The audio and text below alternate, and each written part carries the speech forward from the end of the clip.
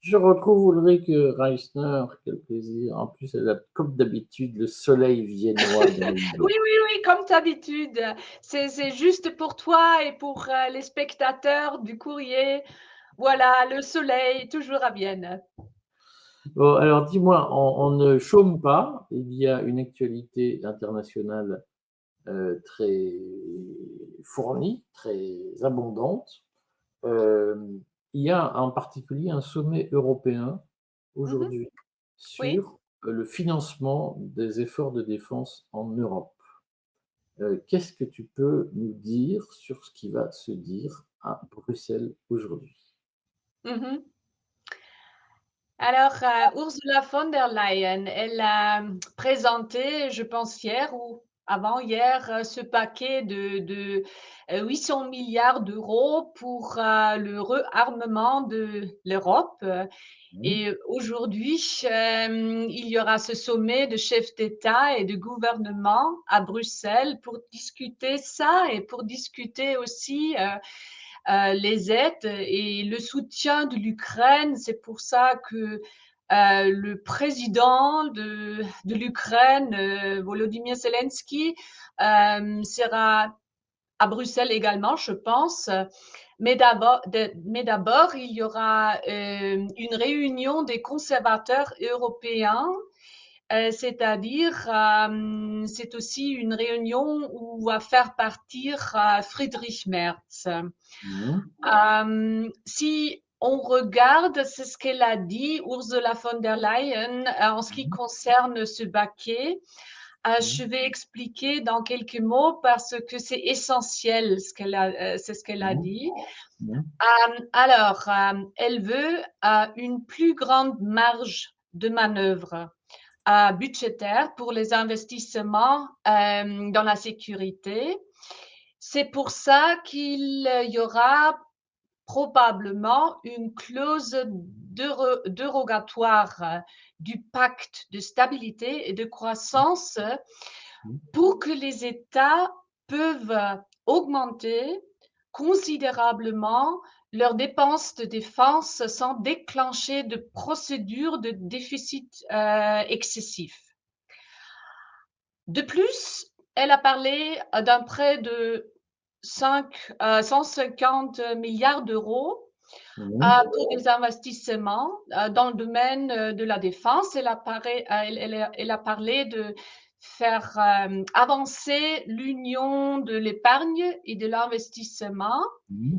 Et elle a aussi parlé, et ça, j'ai regardé avec beaucoup un œil très critique, elle a parlé d'une utilisation accrue du budget de l'UE, c'est-à-dire investir, si nécessaire, des fonds, des programmes de cohésion dans la défense.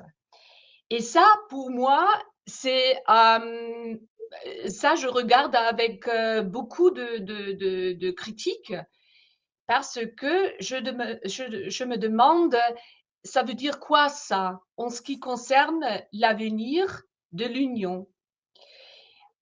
Pour nos spectateurs, pour expliquer un peu, euh, cette approche qu'on choisit maintenant à Bruxelles pour investir ou pour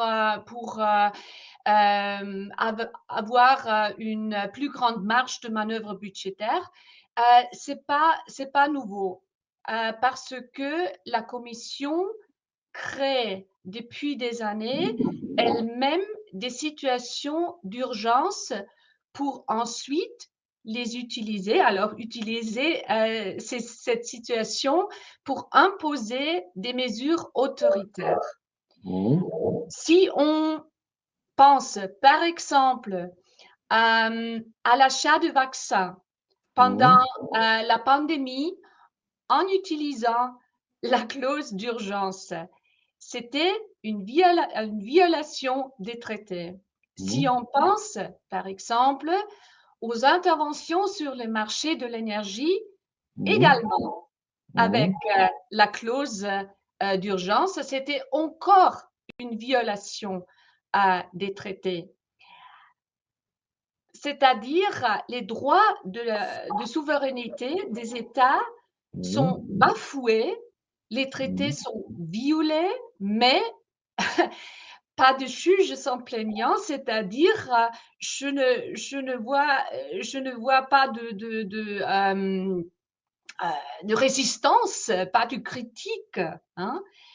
Et ça, selon moi, c'est un développement très dangereux. Alors, elle a quand même, pour qu'on soit précis, prévu donc une mobilisation de fonds européens, tu l'as dit, pour de l'achat d'armement, Mhm, et la possibilité de faire une dette nouvelle de 150 milliards d'euros, mhm, qui seraient des prêts aux États pour qu'ils se réarment. mhm, Alors, exactement. ce qu'on ne sait pas encore aujourd'hui, c'est si elle a l'intention, comme elle l'a fait pour le vaccin, qui est un très bon rappel pour le vaccin, en fait, la mécanique a été un peu différente parce que c'est l'Union européenne, c'est la Commission, qui a acheté avec l'argent des États. Et là, ce que Ursula von der Leyen semble dire, c'est qu'elle va permettre aux États, elle va apporter de l'argent européen aux États pour qu'ils puissent mener leur propre politique d'armement. Mais un certain nombre de pays aujourd'hui se disent, on ne veut, et on dit d'ores et déjà, on ne veut surtout pas qu'Ursula von der Leyen s'occupe d'affaires de défense. Exactement. On va voir. Exactement, exactement. Mais en tout cas, si on parle, bien sûr, il y a des différences, mais en tout cas, il faut constater qu'il y a qu'il y avait pendant la pandémie une violation des traités. C'était une violation des traités, c'est clair. Et maintenant encore, c'est une violation des traités, bien que c'est un peu différent, le mécanisme, etc. Pourquoi? Tu l'as dit, parce que c'est pas dans les traités que la Commission s'occupe de la défense. Et excuse-moi, c'est un fait que les traités sont violés. Mais tout ça, et comme on dit, comme je dis, on crée une situation d'urgence pour ensuite utiliser cette situation pour imposer des mesures autoritaires. Parce qu'on fait la pression. Hein? Tu peux plus regarder ça, observer ça. Pression, pression, pression. Il y a Poutine, il y a Trump, il y a une grande menace. Il faut réagir. Europe United, etc., etc. Mais c'est clair qu'il y a une violation des traités et nous nous dirigeons tout droit vers une autocratie bureaucratique. Nous, ha, Mais ha, ha. C'est non, ça, non, c'est ça, je, c'est ça. dans la pratique, que dit Friedrich Merz, puisqu'on a vu que l'Allemagne, que Friedrich Merz, qui vient d'un monde très, très libéral en principe, enfin libéral au sens allemand, germanique du terme, Friedrich Merz dit on doit pouvoir s'endetter en Allemagne et donc ne plus respecter la règle d'or que Angela Merkel avait inscrite dans la constitution allemande. On doit pouvoir dépasser la règle d'or, s'endetter pour se réarmer, et je crois qu'il a donné le chiffre de 100 milliards, quelque chose comme ça. Est-ce que ça signifie que l'Allemagne, aujourd'hui, a l'intention de se réarmer en violation des Premièrement, traités? premièrement, il faut demander, Monsieur Merz, en ce moment, c'est qui, messieurs, dames, c'est qui? Friedrich Merz, en ce moment, est le chef du groupe parlementaire le plus important au Bundestag.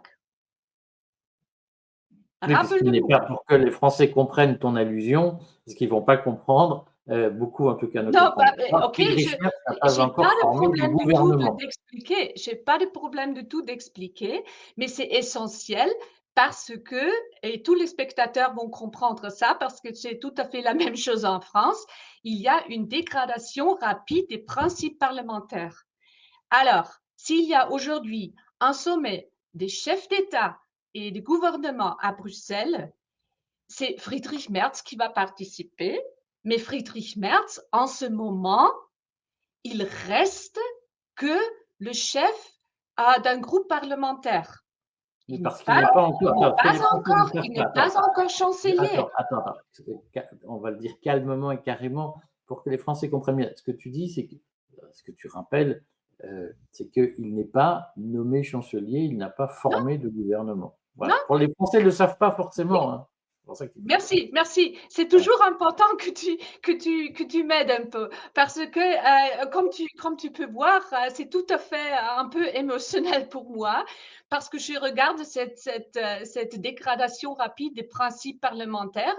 J'observe ce chaos en ce qui concerne non seulement l'Allemagne, mais aussi Bruxelles. Mais calmement, il faut expliquer. C'est-à-dire, Friedrich Merz a avant-hier, j'ai écrit un tout petit texte sur cette affaire. Alors, pour tous ces spectateurs qui regardent ce vidéo, il y a un petit texte sur cette affaire sur le courrier. J'ai écrit un texte concernant l'assouplissement du frein à l'endettement en Allemagne. Le frein à l'endettement, c'est une clause qui est en partie intégrale dans la constitution allemande, c'est-à-dire qu'il y a un frein pour l'endettement. C'est bien compliqué en ce qui concerne le mécanisme, mais il s'agit de faire des nouveaux dettes. Et maintenant, en regardant ce qui se passe à Bruxelles, Friedrich Merz a apparemment très rapidement trouver une solution avec les sociodémocrates parce que en ce moment, ils négocient une coalition entre l'Union, ce sont les conservateurs en Allemagne, c'est le CDU et c'est le CSU de la Bavarie, et les sociodémocrates. Et apparemment, il y avait une solution lundi soir ou mardi soir, c'est-à-dire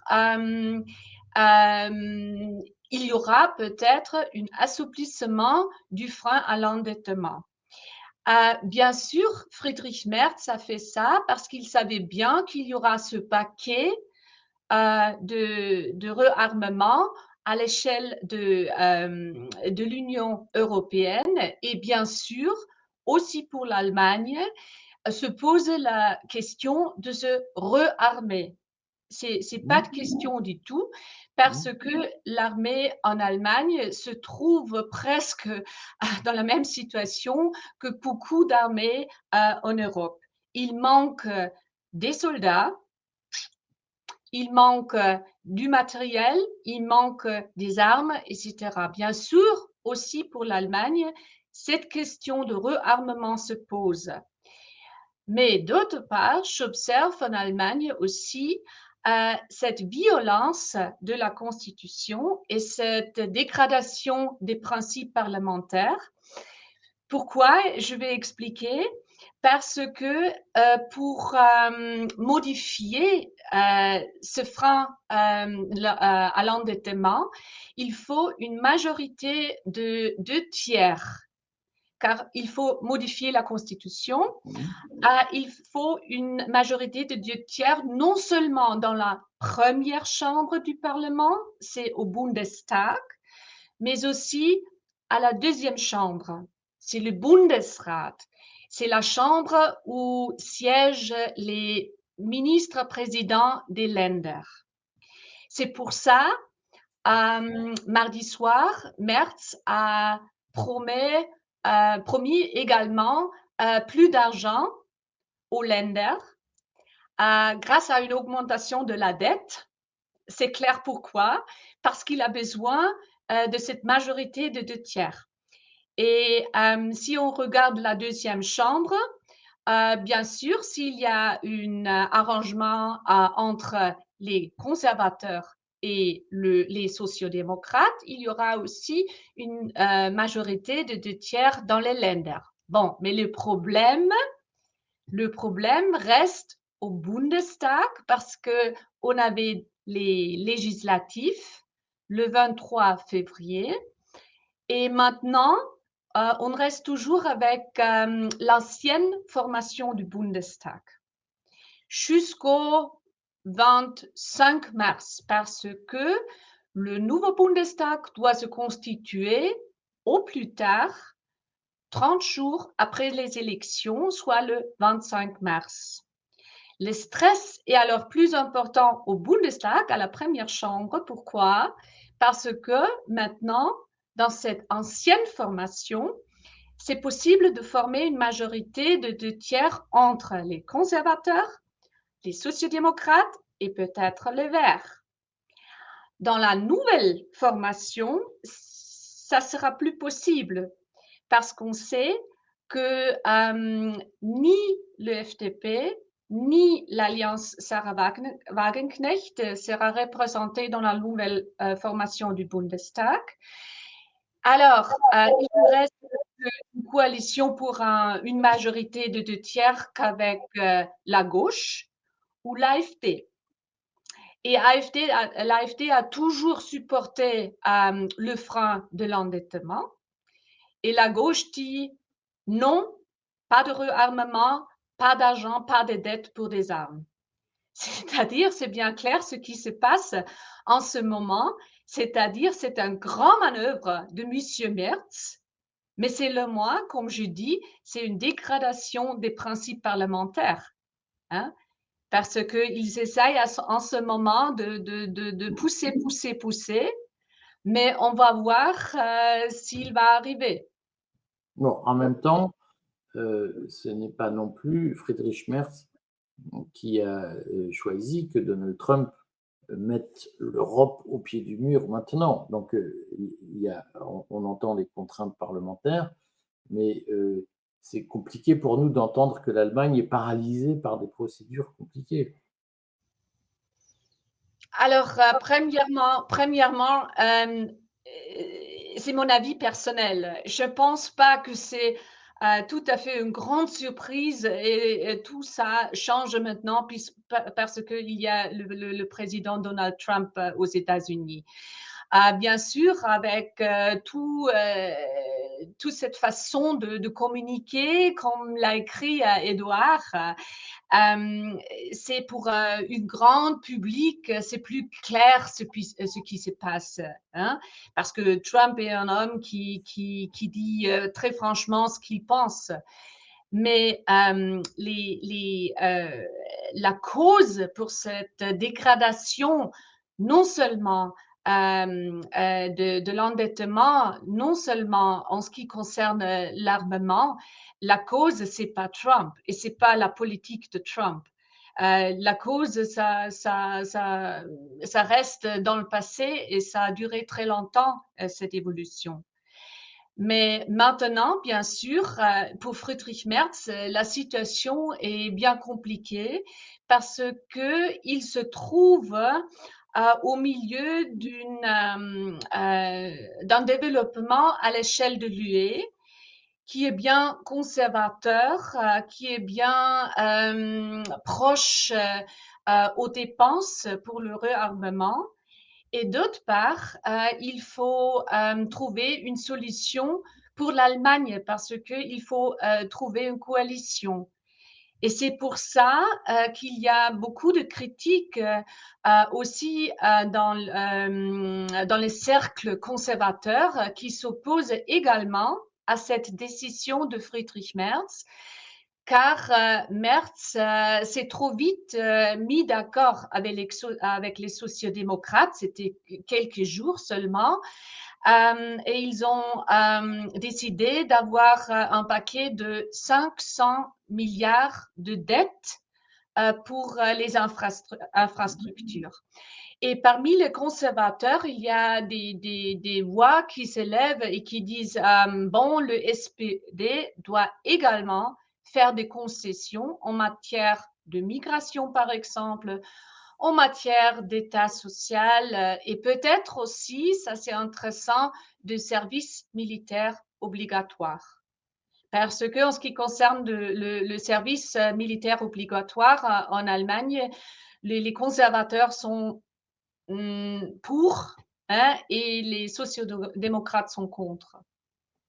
Est-ce que tu peux nous dire 3 mots sur cette proposition, cette idée que Emmanuel Macron diffuse, l'idée que la France pourrait installer des armes nucléaires sur d'autres pays européens que la France et par exemple l'Allemagne, mais peut-être aussi l'Autriche. Qu'est-ce que tu penses de ça? Premièrement, il faut dire que ça muse toujours les idées de Monsieur Macron, heu, parce que je suis tout à fait pas d'expert en ce qui concerne la politique française, mais en ce qui concerne la politique étrangère et cetera, c'est tout à fait, ridicule, qu'il fait de temps en temps parce que je pense que ce sont des idées qui viennent, qui passent et il dit ça et ça justement pour essayer, quelle quelles sont les réactions. Mais franchement dit, c'est une question de la réalité de la sécurité en Europe. Parce que en ce moment, il y a bien sûr des armes et aussi des armes nucléaires en Europe, aussi en Allemagne, parce qu'il y a des armes des États-Unis en Allemagne et il y a aussi cette décision d'installer, pardon, d'installer plus d'armes des États-Unis en Allemagne. Alors, c'est la question, hein. En tout cas, moi, je pense que l'Europe reste toujours important pour les États-Unis. Et ce manœuvre de Monsieur Trump est justement un manœuvre d'un homme d'affaires qui va bien mettre un peu plus de pression sur les Européens qu'ils font des investissements eux-mêmes.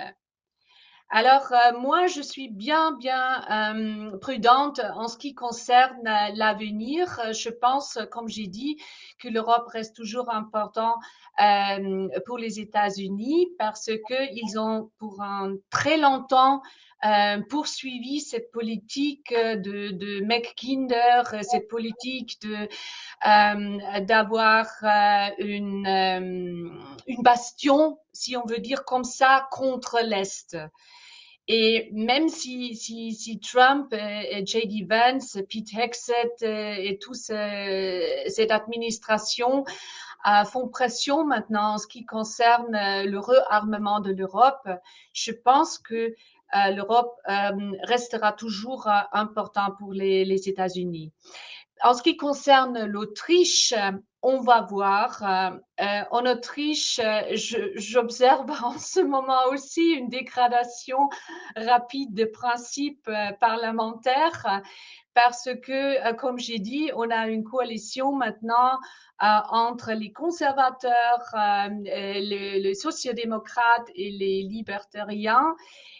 Et ces contrats de coalition est un super compromis hein, où tu trouves des positions qui sont pas du tout compatibles. Et c'est toujours aussi la question pour la neutralité. Mais la neutralité d'Autriche, ça, ça a échoué déjà parce que si tu regardes l'armée d'Autriche, on fait des exercices ensemble avec l'OTAN. On a des armes qui sont aussi utilisées à l'OTAN, bien sûr. Et maintenant, il y a cette question d'installer en Allemagne ce système de défense aérienne où vont faire partie non seulement la Suisse, mais aussi l'Autriche. C'est-à-dire, moi, je suis pas de voyante, comme je dis toujours, en ce qui concerne l'avenir, mais je pense qu'il y aura des grands bouleversements aussi en ce qui concerne la neutralité autrichienne. Malheureusement, je constate ça parce que je pense pour l'Autriche, cette neutralité pourrait être une grande chance. Aussi, en ce qui concerne le conflit dans le monde, disons au Gaza, à l'Ukraine, mais on a gâché ça. On a gâché ça. Il faut dire ça. Malheureusement. Ulrich, on te retrouve de toute façon dans les colonnes du courrier. Tu es très active en ce moment, puisqu'en plus tu Oui, es clair avec, oui, oui, tu oui, es oui. clair avec ton analyse rationnelle très précieuse, le volet germanique de l'Europe, et notamment tout ce qui se rattache à l'Allemagne, donc c'est très important. Donc, les spectateurs peuvent te retrouver dans les colonnes du courrier plusieurs fois par semaine. Et puis, on te retrouve de toute façon jeudi prochain. Merci à tous. Bonne journée. À bientôt.